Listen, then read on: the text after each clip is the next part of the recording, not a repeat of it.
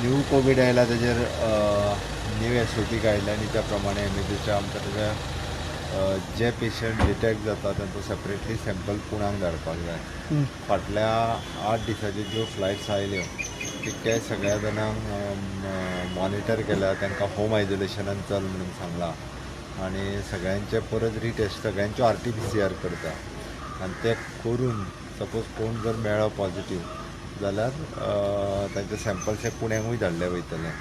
गोंयांतली फाटली जितकी UKंतल्यान फ्लायट्स आयली फाटल्या 8 दिसांची ती सगळी मॉनिटर करून सगळ्या जाणांक इधर होम आयसोलेशन किंवा मात सुद्दां सिम्पटम्स दिसत जाल्यार इन्स्टिट्यूशन आयसोलेशन तांकां ऑलरेडी इन्फॉर्म केलां.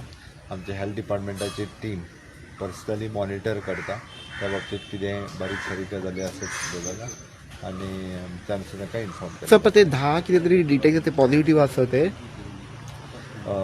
तांचे सॅम्पल्स जे आसा पळय न्ही RT-PCRचे टेस्ट करता. आणि सर एक दुसरी आहे की कर्नाटका आणि महाराष्ट्राने जनता कर्फ्यू लायला, तर आणि कितें प्लॅन्स आसा गोंयचे खातीर अशें? अजून तसो तरी काय प्लॅन ना, कारण एमएजीची तशी काय गायडलायन ना.